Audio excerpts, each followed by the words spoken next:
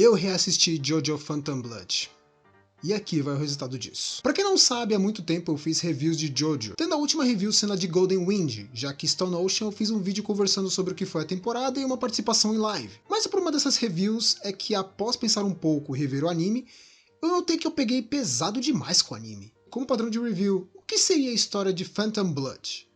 Essa temporada conta sobre a vida de Jonathan Joestar e Dio Brando, dois jovens ingleses que acabam tendo sua vida ligada pelo destino após um acidente de carruagem que matou a mãe de Jonathan e o pai do Dio. Após tentar roubar as joias das pessoas que estavam na carruagem, ele finge estar tentando salvá-los e faz o pai do Jonathan acreditar que ele estava devendo a vida dele ao velho bêbado e trambiqueiro. Jonathan é o padrão do cavalheiro inglês, rico, educado e honrado, enquanto Dio é caótico e problemático, por culpa de sua criação pelo pai bêbado e babaca e ter crescido no meio da periferia de Londres, tendo que lidar com adultos podres. Junto desses dois tem a misteriosa máscara de pedra que estava sendo levada junto da carruagem e que, durante a faculdade, Jonathan investiga sobre ela e Dio planeja usá-la para matá-lo, pelo menos até descobrir o poder da máscara de pedra.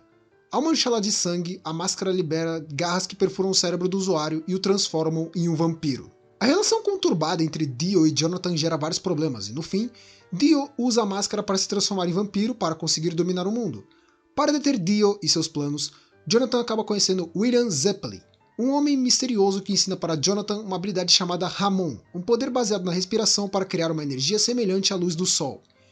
Nisso se desenvolve a temporada Phantom Blood, com a luta intensa entre Jonathan Joestar em sua busca de salvar o mundo e proteger seus amigos e sua amada Irina contra Dio Brando, em sua busca de criar um império eterno de servos zumbis para dominar o mundo. Um detalhe curioso que eu posso entrar no mérito sobre Phantom Blood de cara é que eu dizia que o anime é mal feito por ser bem tosco e com as atitudes do vilão ou até mesmo o protagonista bem bobo. Mas a real é que, como o anime se baseia no período de 1800, o autor se prendeu ao período. Já sobre a narrativa, é algo comum da época que foi lançado, então não é bem um problema. Mesmo que seja estranho e levemente irritante depois de um tempo com o pessoal explicando cada coisa que acontece. Sobre o fator personagens, eu devo dizer que me impressionei com como eu fui cego para detalhes e personalidades, e principalmente evolução. Jonathan de fato começa como um riquinho metido a cavalheiro, mas quando ele começa a ter que conviver com o Dio e tem sua vida destruída por ele, o Jonathan ainda tenta se manter firme e consegue graças a Irina, que se torna o motivo da felicidade dele. Melhora mais ainda quando percebe-se o quanto ele preza por defender a honra da Irina contra o Dio, quase como se dissesse que ele aguentava ser infernizado pelo Dio por motivos que ele não entendia, mas não iria perdoar ele por ter feito a Irina chorar. O mesmo vale para o Dio, um garoto problemático desde o início, mas que apenas segue os passos do pai que ele tanto odiava, ao ponto de jamais dar uma chance de tentar ser amigo do Jonathan, por simplesmente desejar roubar tudo o que ele tinha, sendo que George Joestar já havia aceitado dividir tudo para os dois. Quando pegamos a parte da adolescência dos dois, é até bem estranho, pois termina o episódio inicial com a morte do cachorro do Jonathan e os dois com sangue nos olhos para arrebentar o outro. Mas o episódio seguinte começa com ele sendo best friend forever. Mas a real mesmo é que Jonathan sempre ficou com o pé atrás do Dio, mas evitava comentar para não arrumar problema. E o Dio? Ele sempre odiou o Jonathan, mas fingiu não apenas por ser manipulador, enquanto ele envenenou o pai deles. Depois disso temos o aparecimento do Speedwagon. E sim, eu vou ignorar detalhes da história e focar nos personagens. Speedwagon é realmente um personagem icônico nessa parte, mesmo sendo que menos faz algo. Ele é praticamente o melhor amigo do protagonista que sempre o acompanha e acaba sendo bem legal ver a interação deles e o respeito que o Speedwagon tem pelo Jonathan desde o confronto deles na periferia. O seguinte seria Zeppeli, que é o grande personagem que faz o seu papel perfeitamente. Um mestre rigoroso que sabe que não tem tempo a perder para ensinar o Ramon ao Jonathan.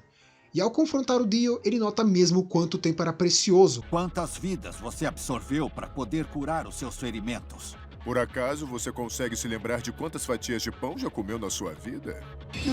Os seguintes personagens são menores, mas importantes, então bora passar rápido. Poco é um garoto que evolui bastante em pouquíssimo tempo. Bruford é um herói honrado e com um background incrível. Tarkus é um estereótipo de vilão, mas que funciona bem. Dair é um personagem completamente desperdiçado. Ele surge, usa um golpe uma vez contra o Jonathan e depois morre fazendo golpe contra o Dio. Uau! Straziel vai ter foco depois em Battle Tendance, então lá eu falo mais. Tom Petty é bem aleatório. Ele é o mestre do Zeppeli e pronto. Não faz mais nada além de encarar minions e nem vemos isso. Já sobre Irina Pendleton.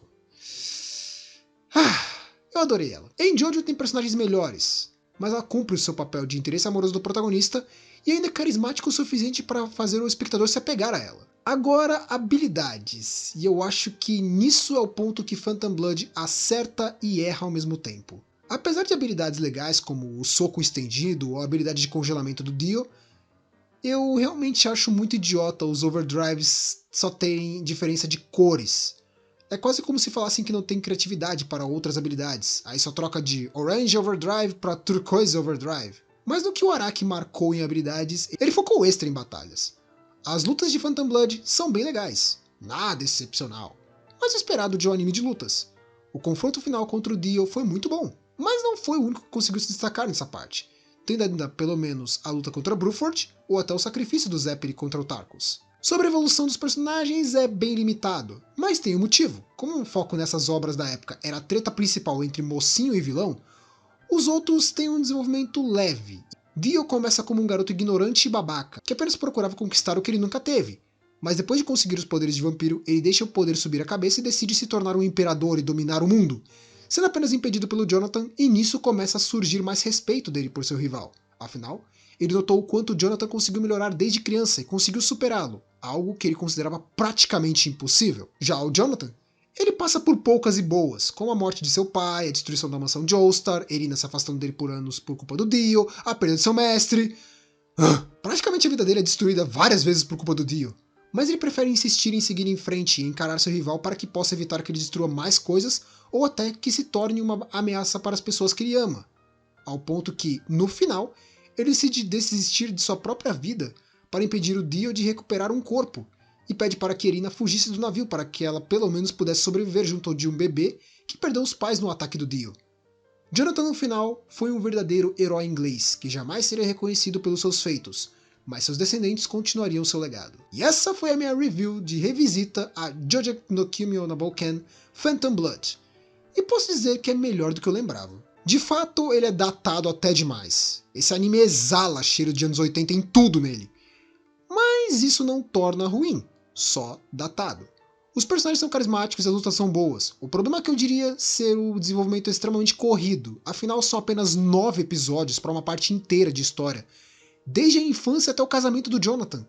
Fora a falta de preocupação para criar as habilidades, sendo apenas uma ou outra técnica, e o resto só resumido a socos e chutes. Mas tirando isso, o anime é bem interessante. Para o pessoal muito acostumado com obras mais atuais, cheio de detalhes e profundidade, pode achar bem raso esse arco, mas apenas se comparar com animes atuais, e sim, isso é algo ruim, porque feito em 2012 ou não, o mangá ainda é dos anos 80. Seria o mesmo que comparar Dragon Ball Z com Shingeki no Kyojin, só por serem shounen. Com tudo isso dito, eu posso dizer que a nota para Jojo Phantom Blood é 8. Ele tem problemas e de fato foi muito castigado pelo tempo por causa de tantos shounens terem surgido desde o lançamento dele. Mas se pensar que ele foi um dos precursores desse gênero, como conhecemos, podendo até ser uma grande inspiração para muitos, ele ainda merece respeito pelo que ele construiu, e se for julgá-lo, deve ser julgado como um fruto da época dele, e não criticado por ser bem mais raso que obras de mais de 20 anos depois.